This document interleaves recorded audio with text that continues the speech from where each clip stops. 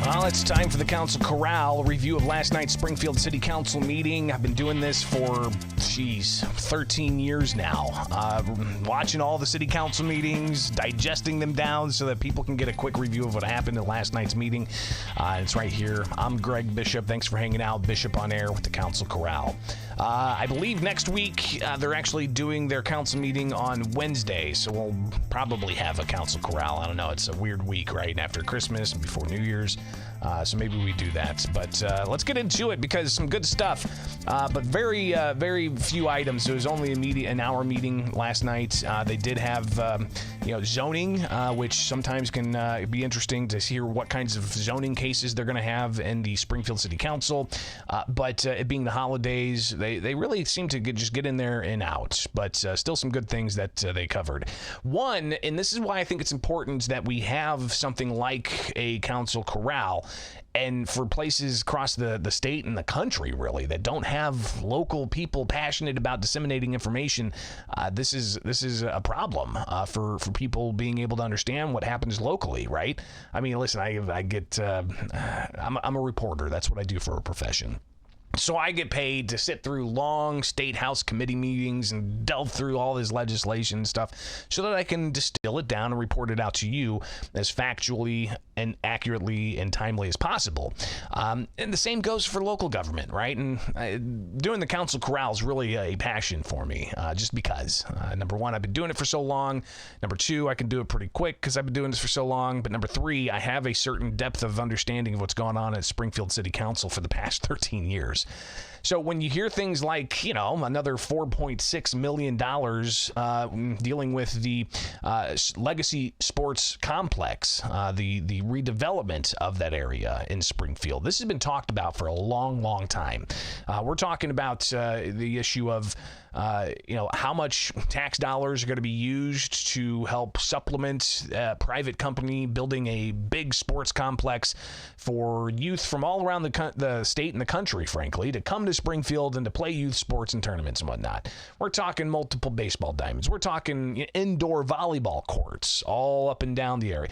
We're talking tourism. We're talking hotel stays and restaurants and stores and all that, right? That's how it was talked about. But when it comes to the implementation of these things, it always seems to take forever. And we've had instances 15 plus years ago of this thing called Xanadu that was supposed to be a big sports complex.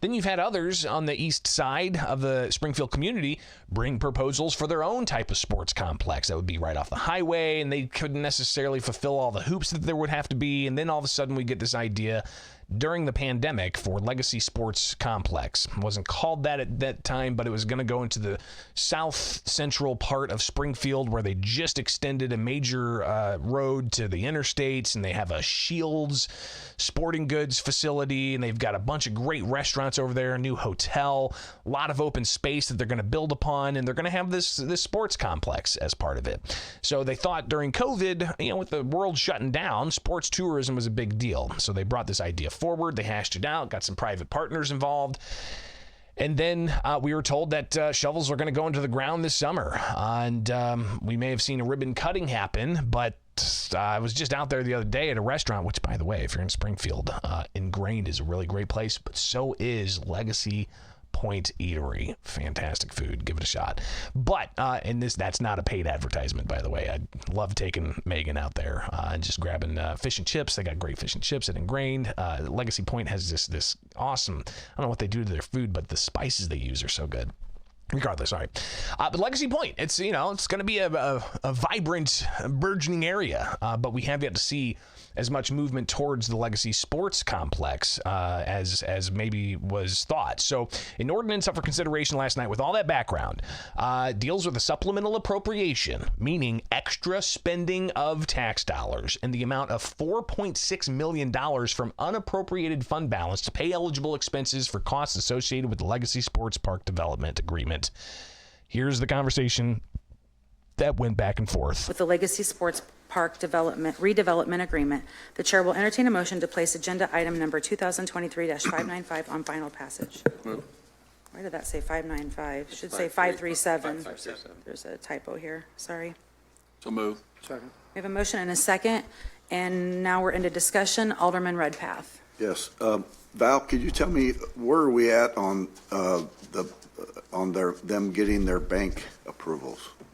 The financing is very stable. We've got a lot. I've personally reviewed $18,125,000 in naming rights. I've looked at that. We expect about $5 million more that will come in on naming rights this week. We have financing for $31.6 million from the local banks. And we have an additional $4.8 million loan agreement from another separate bank. But for the developer to get his financial part of it done, is that? Yes, that's what. All that is? The naming rights, the bank loan, yes. Okay. So we don't have to worry about that? No. Okay, thanks. Alderman Williams? Yes, this is related to the same thing. So, and this is a yes or no. So do they have something written from these banks guaranteeing, can we get a copy? Can we get a copy of it? Loan commitments. Loan commitments that's in writing, because she is answering in the affirmative. Yes, if you want to inspect the loan commitments or the agreements, we can schedule a time and we can review. Yeah, and I'm asking in public. I want to see in writing, not her believing and her feeling. Absolutely. I'm happy to schedule a time with you this week to go over this. I'll get with you. Thank you.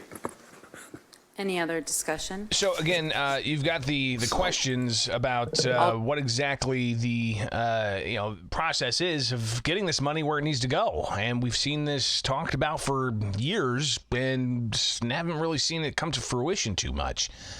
So Alderman Williams continues his line of questioning, in particular about the process, and is this the right way to go? For clarity, financing this letter from the banks, is it supposed to be for future projects? Is this supposed to be in place before we get this far along? So we've been working with the developer on their financing agreement. And this is the Corporation Council. He is essentially the city's attorney, right? And he gets peppered with all kinds of questions about, well, what about the process of Robert's Rules of Order? And he also gets asked questions, technical questions, like what Alderman Williams is asking when it comes to these types of projects. Under the second amended agreement, which was passed on October 3rd, they said that they're going to try to get it within 90 days of that second amended agreement. So they've been forthcoming with us about where they're at, and they knew that we've been clear on the city side that we weren't going to move forward until the financing commitment was in place. So I think that it's been clear and that there hasn't been movement, and this has been in committee because we haven't been to this point yet. Yeah, well, so Corporate Council, we're voting on something tonight. My point is, I'm just trying to get clarity on how developers can get the work done and what the rule is, that financing is in place and then we move forward, or we can do what we're doing for legacy. What's the law, the rule, the ordinance? Maybe some of these older aldermen know, I don't know, but I need clarity because that's the discussion I'm having with some folks, that this particular project is being allowed all these other things that others have not been allowed. So I just need to hear from you what the ordinance or the rule is. Sure. So there's no law that says we can't move forward with a project without financing in place. But I would tell you is it's not prudent to do that. So that's why we have not been moving this forward until this date.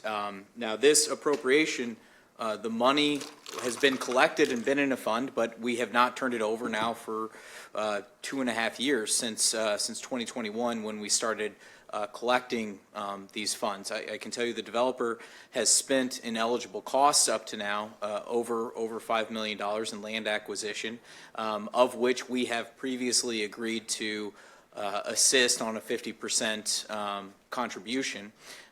But up until now, a part of the development agreement from the beginning has always been the city needs to be satisfied with the financing secured from the developer. And that's in our development agreement, the first amended agreement, and the second amended agreement. And I would say that the developer had not met that condition until recently, which is why the city has not moved forward with paying or reimbursing 50% of the land acquisition costs up until now, because we had not been satisfied with the financing. So that requirement, while not set in statute, is a way that the city can protect itself to make sure that we're not the only ones with skin in the game. So again, the question of is the city comfortable with the financing? And apparently the city is comfortable with the financing moving forward and approving this ordinance to supplement the project, again, more than $4 million. So that did ultimately get passed. Alderman Williams voting present. But then they moved on to some other things, and this is fascinating too, because this shows the kind of juxtaposition of how state government impacts local government. And this ordinance up for consideration deals with Illinois Paid Leave for All Workers Act. It's a measure that's set to take effect January 1st. And for Springfield, they have to amend part of city code on emergency passage because, well, look at the calendar. It's almost the new year. They have to pretty much conform with this. And Alderman Jim Donnellan had some questions about all of this. Illinois Paid Leave for All Workers Act for the City of Springfield and amending Chapter 36, Section 36.19 of the 1988 City of Springfield Code of Ordinances for emergency passage. The chair will entertain a motion to place agenda number 2023-596 on final passage. I'll move. We have a motion and we have a second, and it looks like we have some signed up to speak. Alderman Donlin. Yeah, thank you, Mayor. My understanding is, based upon my discussion with Corporation Counsel, is that this change to the Illinois Paid Leave for All Workers Act that's applicable here with this ordinance only applies to the city code, which is the only authority we as City of Springfield presently have in place, in other words, for our own employees, not private employers and employees. That's correct. We have no ordinance in place that applies to workers other than City of Springfield employees. We've, a lot of us at the Horseshoe has been getting calls since about 3 o'clock this afternoon from businesses throughout Springfield that got wind that this act goes into effect in January, and the city has the ability to postpone the effective date from January 1 to some future date. My understanding is that the city of Chicago and Cook County, before this state law was put into place, already had their own Paid Leave for All Workers Acts in place. Those two were grandfathered, and therefore those two entities have the ability to postpone the effective date. I just want to make it very clear to our businesses that have been calling and any of you that are interested in this topic that we, the city of Springfield, even though we're home rule, do not have that ability. That's right, because we don't have an ordinance in place that requires the employers in Springfield to have paid leave for all workers. So there is no ordinance applicable at the municipal level that we can control in any way. So the Paid Leave for All Workers Act will go into effect January 1 for Springfield employers, and we don't have an ordinance that we're going to implement that dictates what paid leave needs to be paid at the municipal level. Yeah, I feel for the businesses that are really all the employers that are impacted by the state law, because it's going into effect in January, even though the rules that are required by JCAR, through JCAR, the JCAR process, won't even be adopted at the earliest until March. So it's kind of backwards, but anyway. Well, those who've been watching this program for a set number of any time, it seems to be the case, right? The state passes a law, it's got an effective date, and the rules aren't put into place until after the effective date. Apparently, that's happening with this paid time off measure that goes into effect January 1st, but the rules aren't going to be ready until March. Sounds very similar to the gun ban registry, with a registry deadline January 1st, with the rules not being in place anyways. Moving on. Again, the Council Corral, a review of last night's Springfield City Council meeting. They had a citizen address the council, a couple of them, and then they moved on to other things. I wanted to bring up the last little bit here from Ethan Posey. He is the director of community involvement. Community relations? He's the community relations director for the city of Springfield, and he wanted to address the situation of those experiencing homelessness in the city. And if you drive through the city, you'll see this on certain corners, people holding up signs saying they're homeless and they need money, and you see people handing them money at the intersection and a variety of other places all throughout town. Listen, it's not just a problem in Springfield. This is happening in other more highly populated areas, from, I'm sure, Decatur and Peoria and Rockford and Chicago and so on. But Ethan Posey, the Springfield communications community relations director. I'll get it right one of these days, Ethan, I promise. He had a message, especially when it comes to how we interact with the homeless population as a public, but also how people say, police, just get to doing something. Do something about it, police. Here's Ethan. It's hard to tell someone who's sleeping on the street that they need to move and go to a shelter when they've been provided 10 different blankets and they have 3 or 4 different meals that are underneath their blanket, and there's nothing that they can get from a shelter they feel like that they need that they don't already have because it's been provided freely to them. And then we turn around and we complain to our members of city council, or we complain to different agencies that people haven't moved and they're still in the same spot. I would implore the people of the public, instead of just giving food or giving clothes or giving blankets, to look into the multitude of organizations we have here in Springfield that help our unhoused community. The Heartland Housed and Continuum of Care, the Helping Hands, the Fifth Street Renaissance, the Washington Mission, the St. John's Breadline, and encourage them to utilize these services.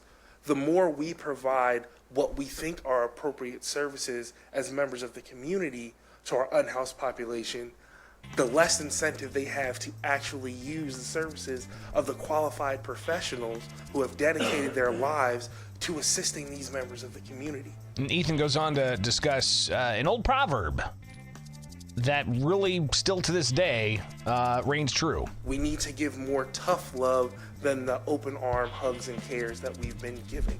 And I'm not saying that everyone in the community does that. I'm not saying that that causes homelessness. I'm saying it's making it more difficult to get people to utilize the services that we have. So this is me speaking from a community relations perspective to our community to try and adjust their perspective on what it is to help, on what it is to assist. A lot of people are very deep in their faith, and it says, when you give a man a fish, he eats for a day. When you teach a man to fish, he can eat for a lifetime. We're doing a lot of giving people fish and then wonder why they sit along the banks of the river with their hands out. Again, just a message for you. Ethan Posey, the city's communications relations for community relations director. Again, I promise I'll get it right one of these days, Ethan. Interesting message here, especially during the holiday season. That's your Council Corral here with Bishop on Air. Thank you all for tuning in, and for those of you who had some problems watching this live, be sure to check the Bishop on Air YouTube channel where you can like, subscribe, and get the latest.